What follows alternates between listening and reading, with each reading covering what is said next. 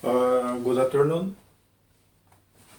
Uh, Good afternoon. I will give you a demo on how to connect a solar setup.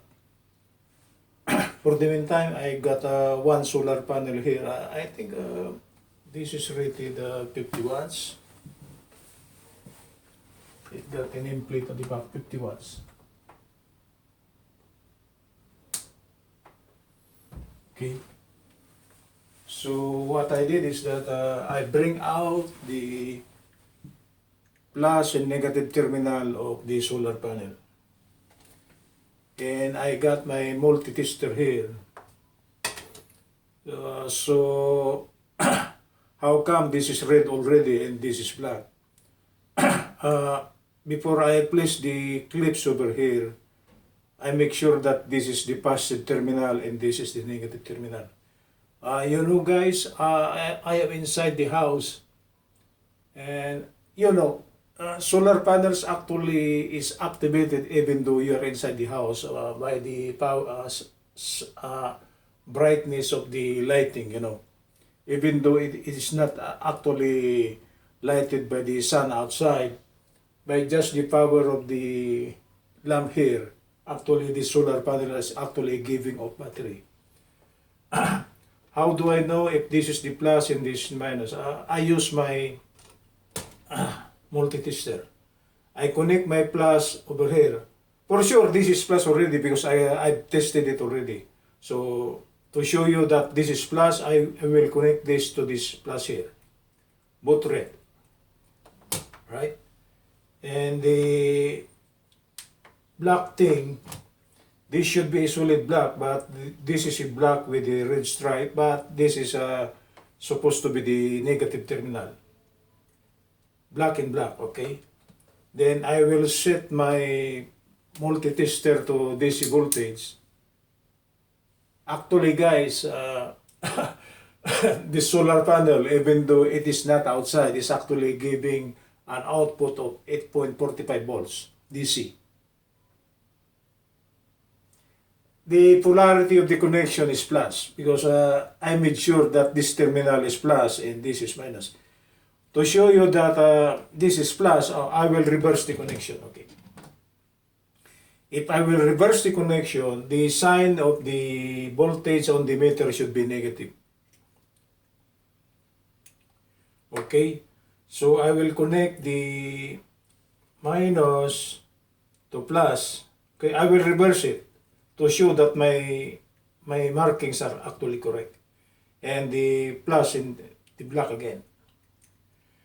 It's still, the voltage is still 8.40 something, but it is preceded by the negative sign. So meaning, the polarity is reversed. Okay? The polarity is reversed. So my markings is actually correct. Then, okay, I will bring back to the correct marking. Okay.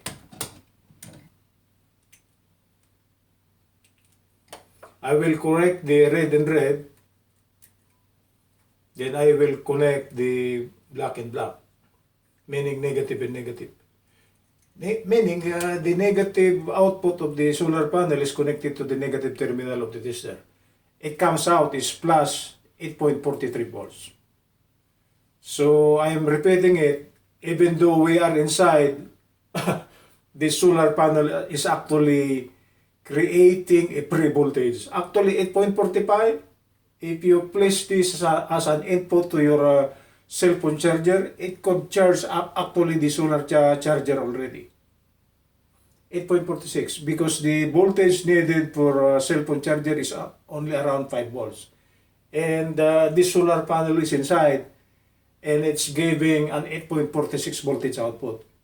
So actually if you connect a load at the terminal of this, okay, it will give current already, a direct current, pure direct current. Okay? So actually, this is energized already. You can touch it. 8.46 will not kill you, 8.46 volts DC will not kill you. You can touch it, you feel a little shock, but me, I don't touch it. because my hands perspires a little bit, you know. If you're, because the enemy for a current is actually water, and if you got perspiration in your hand, that's why I'm using my gloves, you know. Okay. So the proper connection of this, okay, from the solar panel, you connect it to the plus and minus that goes with the solar charger. This one here in this. The one I've shown you on the previous lecture. Plus and terminals of the solar panel should be connected here. There's a marking here. Plus and minus, and it should come from the solar panel. Okay? Then the plus and minus, you got another plus and minus, it go to the battery. So you got a battery here. Okay? There's a plus and minus terminal. Okay? So make your cable, insert it to the plus, connected to the plus of the battery. Okay? And the negative terminal is connected to the terminal of the battery. So I will repeat it. Solar panel, it will go to the solar charge controller. Solar charge controller, it will go to the battery. Okay? I got a power inverter here, but it's only a mini power inverter. Okay? It's the same as the big one. The only difference is that this power inverter, it needs a DC voltage. So actually, this actually for car power inverter. But I could replace this one. I will cut this one, and I will take the plus and minus and connect it to this battery. And it still works. It's the same. So if you are using a DC voltage like this coming from this solar, coming from this portable battery, or from the battery of your car, it's the same. Okay? So to just give you a replica of an inverter, this is a power inverter. For this to bring out an alternating current, the input voltage should be a DC voltage. And this DC voltage should be coming from the battery, okay, in which this battery is being charged by this solar panel. And it is being protected by this solar charge controller so that this battery will not be overcharged. Okay? So the connection is something like this. I will repeat it. From the solar panel, it will go into the solar charge controller. Okay? From the solar charge controller, it will go to the battery. Then from the battery, it will go to the input of the inverter. Okay? Okay? Just make the connection. Then, if you try to switch on this one, what will come out will be 120 volts AC already. That's an alternating current. So, whether a small inverter or big inverter, the connection will be the same. Okay? It's the same. Solar panel, solar charge controller, it will go to the battery, then it will go to the power inverter. The setup is the same. So if you've got 3 solar panels, okay, like I said on my previous lecture, bundle all the plus terminal, connect it to the plus terminal of the solar charge controller. Okay, bundle all the 3 negative terminals, then connect it to the negative terminal of the solar charge controller. Then the output of the solar charge controller will go to the battery. This is plus and minus. There's a logo here, battery. So don't interchange. The logo for battery, it go to the battery, and the logo for the solar panel should come from the solar panel. Okay, don't interchange it. Because the solar panel terminal is actually the input to the solar charge controller. And the logo for the battery is actually the output voltage for the solar charge controller, which it means it should go to the battery. Don't interchange, okay? So battery, solar panel, okay? Don't interchange. Okay, be wise. So I will repeat it for the last time. Solar panel, it will go to the solar charge controller. From the solar charge controller, it will go to the battery. Okay? Then from the battery, make a connection again on this one. So use your way like a handyman, you know. Make some solder connection here to connect it to the power inverter. But the connection should be good. Make as neat as you can. So the connection will be good. There will be no lost connections, so there is no wastage and voltage. Okay? Okay, I will repeat it for the last time. Solar panel, it will go to the solar charge controller. From the solar charge controller, it will go to the battery. And from the battery, it will go to the input of the power inverter. Okay? And the output of the power inverter will be an alternating current if you switch on this one. Just in case we win the connection already. Okay? That's it, guys. That's the connection for an off-grid solar setup. Off-grid meaning your inverter is not connected to the utility line.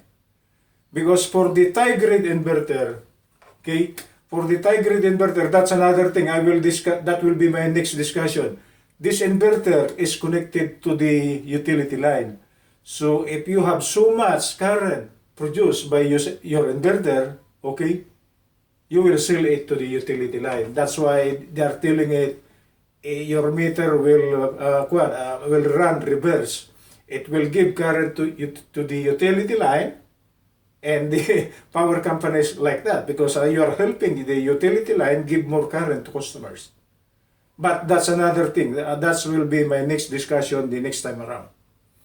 But for off-grid inverter, this is independent of the utility line. It's not connected to the utility line.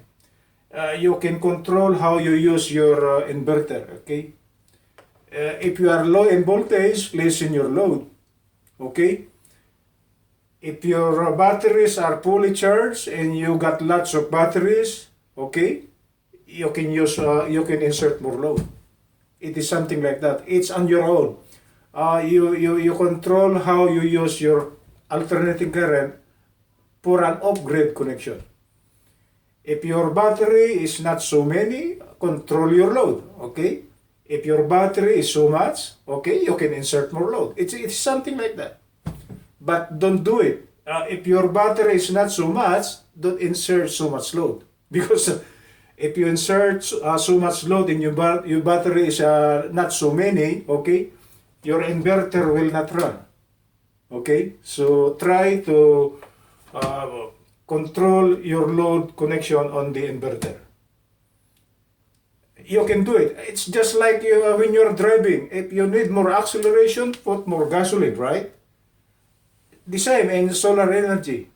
If you got lots of juice on your battery, you can insert more load on your inverter. It is something like that. It's just discipline, but at least you are having a free energy. Okay? Not so much energy, but you are getting the benefit of your solar setup. Okay? For the tie-grid connection, that's another thing. That will be my next discussion. Okay, good afternoon, Los Angeles.